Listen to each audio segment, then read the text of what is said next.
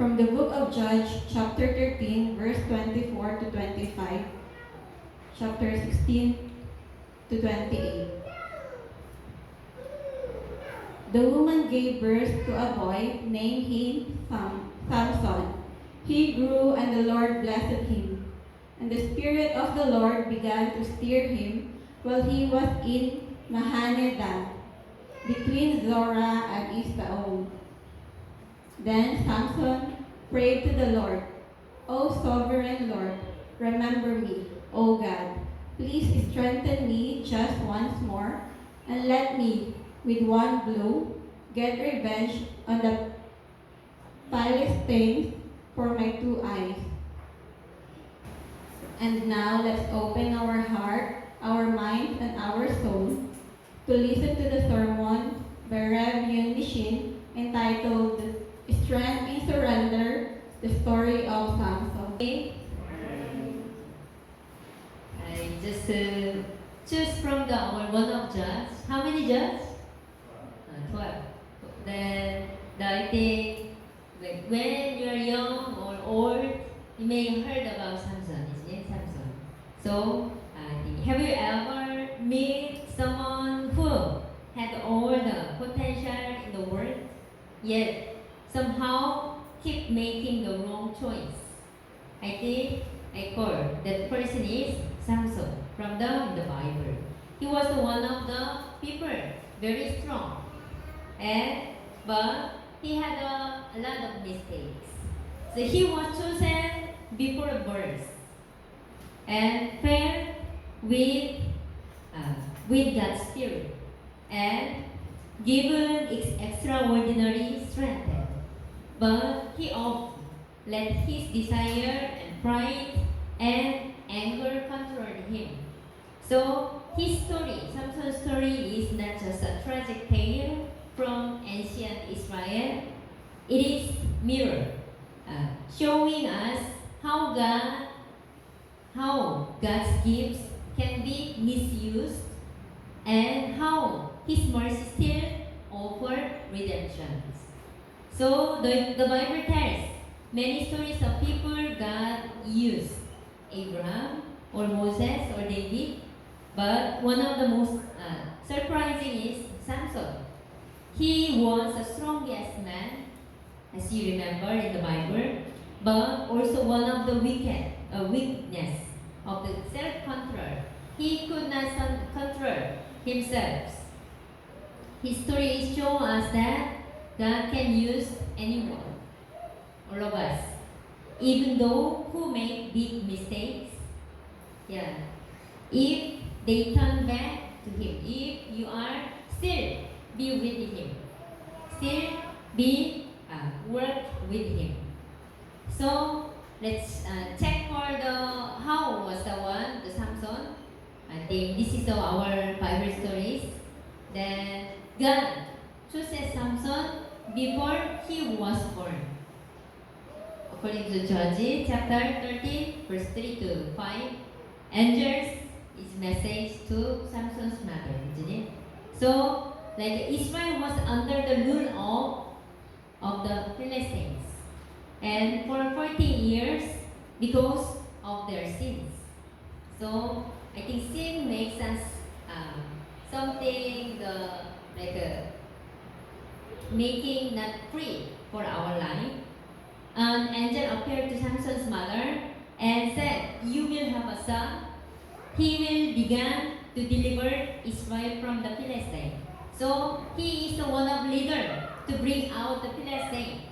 That's the person to the Samson. So Samson was a Nazarite. How do you call Nazarite?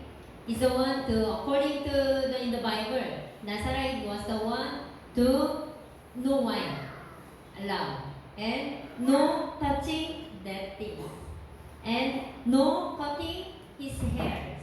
I think this is the Samson's secret. He should be distinguished or separate from the other person, so he will be purified and he can be leading the Israelites from the Philistine. I think that's the one to God desired. God was the one making Samson. And every gift we have whether it is talent, influence, or resources, is given by God for His purpose. Do you have some gifts from the Lord? Yes, I think you have. Is secretly or unknown or well known, you still have. God was the one chosen you to give the one of talent and influence or resources. It's given by God for His purpose, not just our personal desire. When we forget this, we waste our potential. If you already find something, but if you don't use for the Lord, it's like useless. It's no longer stay with you.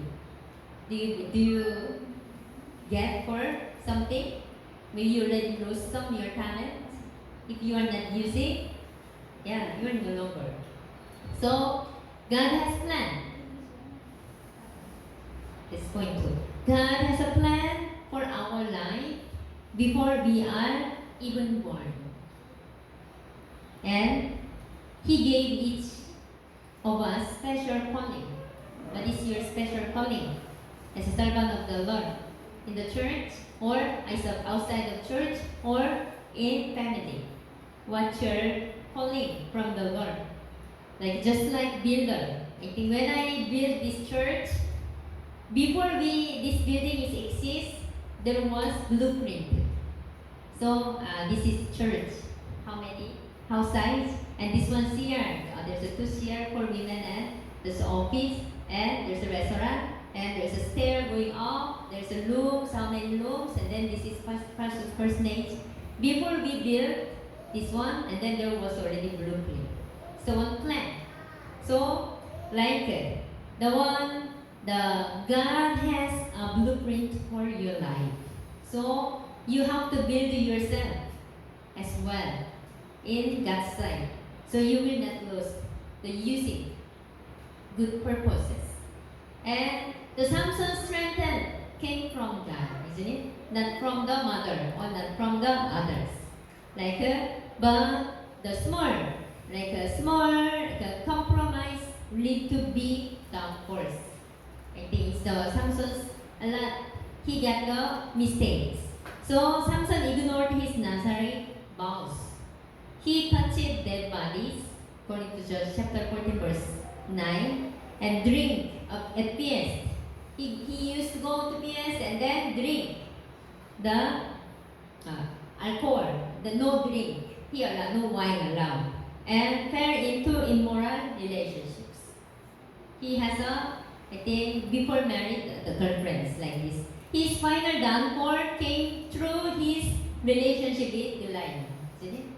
Then each compromise weakened his spiritual strength long before his physical strength was taken away. So if you read Judges chapter 14 and 15, this story, the Spirit of the Lord gave him incredible strength. He killed a lion with bare hands, only hand. He killed the lions, and he defeated 10,000 Philistines with a donkey's jobo, without knife. It's how strong? 10,000 and 1,000. Then his strength was not from muscles alone. It was the power of God. Truly, it was the power of God. So, the most people don't fall into great sin overnight. It happens little by little. The sin is not just one time. There's sometimes it happen, but little by little. When you are coming late come, then you suddenly no more come. Also, there's no guilty. If you are not coming, no guilty. See it? We don't know, but suddenly we are got very big sinners. So through small compromise, guard your heart in the small things. Yeah. Then the small cracks in the dam may seem harmless, but if ignored, it can lead to a complete collapse. Like why?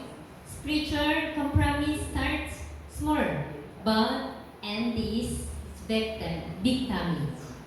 So I hope just try it. Promise with God. You pray and then pray. And you read Word of God and you read Word of God. And you join the church with your department. Try it best. I think that's so you can guard your life and your heart. So the Samson's weakness was his heart, not for others. So Samson and God mercy can relieve our brokenness. See the result. The after Samson's eyes were bring out, is it? This is already the backstory. He became in the prisoner. He was in the already the secret knows through the Delilah and he finally cried out to God sincerely. Then God was restored his strength not to save Samson's redemption, but to fulfill his purpose. Samson died, defeating the Philistine of accomplishing the mission of God, God's mission had given him. According to Judges chapter 16, verse 4 to 21, Samson and Delilah, you remember, the secret reveals haircut. Finally, he told the truth. Then captured by Philistine, and then he was pulled out the eye, and then put in prisoners. I think this is the one. Samson's loved a woman named Delilah who tricked him for money. And 3 times he asked a secret of his strength, and finally he told her, and my hair has never been cut. That's his clear secret. Delilah cut his hair while he was sleeping, and the Philistine captured him. His eye was pulled out, and he was put in prison. That's the very tragic and sad for Samson's life, isn't it? So it's not enough to be strong on the outside. We must be strong in our heart and obey God. I think our strength is useless without inner obedience to the Lord. So Samson became blinded in prison. So I think there is another point is here. God gives Samson the good things, one more chance. If we had a sin and then we are rejected, then very sad, isn't it? But still, as we our life, whenever you have failures or you have mistaken, then if still you heard God, then there is another chance. I think it's really good news for our life. And for still be sad, but still good for the Samsons. And it's the last part of Judges 16, 28 to 30. Samson's prayed for the strength, isn't it? He was praying sincerely. While in prison, Samson's hair began to grow again. And he prayed, Sovereign Lord, remember me. Please strengthen me just once more. God answered Samson's pushing the pillars of the Philistine temple, killing more enemies in his death than in his life. That's his purpose from the Lord to defeat Philistine and then save for the Israel. But I think if he was right way, he might be not die, isn't it? But he died with save. Still, there's a chance. Even when we fail, God can forgive us. Do you believe? Today in the morning, you sit down and then asking God to forgive? In this week, what did you do? What did you secret? To humble? think asking God to forgiveness, not only the visible things, but also invisibly. Everybody don't know, but you know the something secret to the faith to God. God surely will forgive you and still use our life and to turn back if you turn back to God. If you asking God to forgiveness to the Lord. So like I can say through the Samson story, like it's a both of warning and promise. I can say warning and promise. Like the warning is from the Samson, don't waste God's gift by living for yourself. With here, don't waste God's gift on selfish living. I mean, for your life. Do you have many talents from the Lord? Then use it to the Lord. And it will be very more developed and more good. And then there's another promise, conclusion. That God's mercy is greater than our failures. So God's mercy is really greater than our failure. Even when we fail, God's grace can redeem our story. It will be still, even you grow old or young, still God is there for you to give another chance. So there's we have to think about for ourselves through the reflection. What gifts has God give me? What kind of gift given to you? And am I using that for His glory? Do you use for His glory? Or you enjoy outside?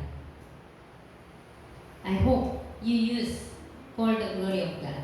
And am I using them for His glory, isn't it? Then are there small compromise in my life that could lead to or four?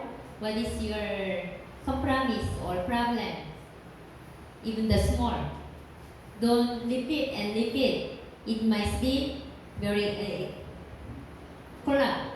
So I think you have to use your life for the Lord and concentrate.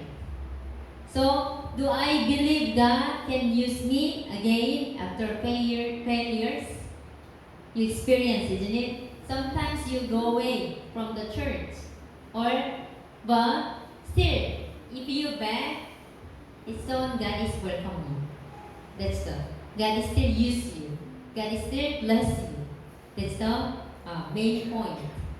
But not all the time you go and out, isn't it? That's not really helpful for our life. I think don't be fail, but keep serve the Lord. But still, even though there's a failure, still God is waiting for you to with Him, to serve the Lord and glory for Him. So the Samson was have great power, but he did not use well, so he was died. But through his sincere prayer, God still used him to save Israel from the Philistines, isn't it? But not like Samson. I hope you are the one to be directly serve the Lord and glorify your name, glorify the God's name, and use your spirit and your talent and your ability to the Lord. So God will really use you and happy for it. Amen. Amen. Amen. Let's pray. Lord, thank you for Samson's story. Thank you for showing us that you have a plan for our lives, that our true strength comes from you, and that you can forgive and restore us. Help us to live for your glory every day. Lord, thank you for all the gifts and calling you have given us. Forgive us for the time we have misused them. Strengthen us to walk in obedience, guard us from compromise, and use even our failures for your glory. In Jesus' name, we pray. Amen.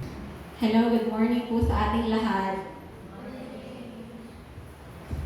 Ang story ito is story kung paano binago ng Panginoon ang aking buhay. I want to share with you the story of how God changed me. 14 years ago, I was just a regular college student, unsure of my direction, and chasing temporary things. Like many others my age, I was focused on social life. Dati, nung hindi pa na-build tong church na to, ang ginagawa ko lang, normal lang, kumbaga, masyal, kung may event, or manonood. Like, kunwari, may paliga, manonood kami ng mga kaibigan ko. Simple lang. Pero, that time, naramdaman ko parang may kulang. Deep inside, I felt empty, like something was missing. After college, I faced challenges that made me question my purpose. It was in those quiet, broken moments that God began to work in my heart. After ko graduate ng college, marami akong napagdaanan. Siyempre, pag-a-apply, nagkaroon ako ng trabaho. Pag bago ka sa work, sobrang, kumbaga, hindi naninibago ka, kailangan mo pang pag-aralan lahat. Minsan, kailangan namin mag-overtime kahit walang bayad. It was in those quiet, broken moments that God began to work in my heart. He reminded me that my worth isn't found in achievements, titles, or people's approval, but in Him alone. I remember being constantly stressed sa work. Laging may hinahabol na deadline. Pero every time na pagdating ng Saturday, kasi may service sa church, nawawala lahat ng stress, pagod, dahil nakakarinig ako ng kumakanta tayo, worship service.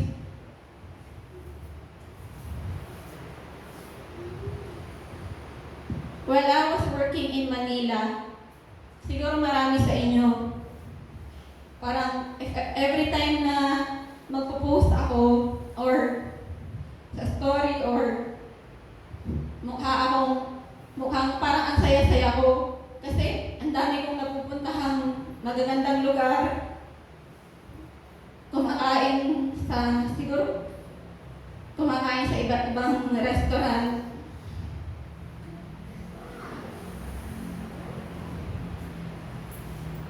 Well, many people thought I was doing great. I post pictures of places I visited, the food I ate.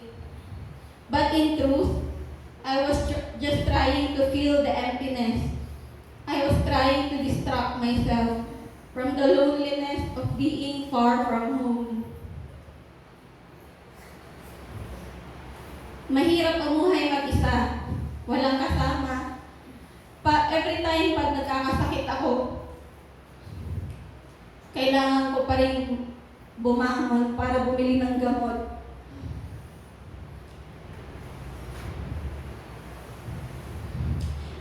There were many nights I cried and whispered, I want to go home. Maraming beses kong pinlan or naisip na gusto ko na lang umuwi. But even in those lonely moments, I choose to trust God's plan. And in that season, God began to change me. Slowly, He transformed the way I thought, the way I lived, and the way I saw myself and others. He gave me peace in the middle of uncertainty, strength when I felt weak, and hope when I felt lost. I know I survived working in Manila because I was strong, but because of His grace. Siguro nalampasan ko yung pagtrabaho sa Manila kahit mag-isa ako dahil yun sa Panginoon. Lagi akong naniniwala na lahat ng plano niya, may maganda siyang plano para sa akin. Ang favorite verse ko is from the book of yung Jeremiah, kung hindi ako nagkakamali, Jeremiah 29 verse 11. For I know the plans I have for you, declares the Lord, plans to prosper you and to give you hope.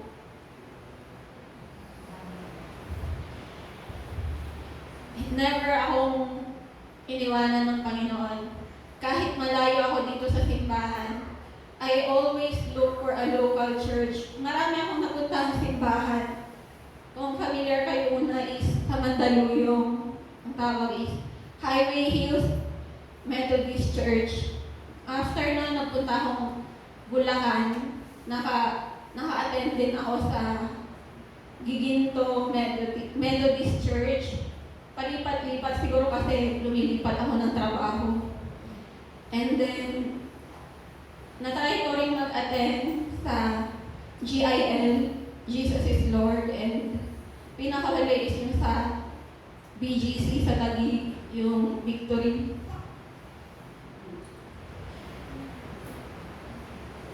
Through His grace, I learned what it truly means to live with purpose, not just for myself, but to serve others and bring glory to God. Now, as a young professional, life still has its challenges, but I'm no longer walking alone because of God. I know God is with me. I've seen how He can take someone ordinary like me and use my life to show His goodness. I'm not perfect, but I'm a work in progress, and that progress is only by His grace. All glory belongs to God for the transformation He has done and continues to do in my life. I thank Him not just for the blessings in my life, but for the blessings He continues to pour out on my family as well. Thank you, Lord. To God be the glory.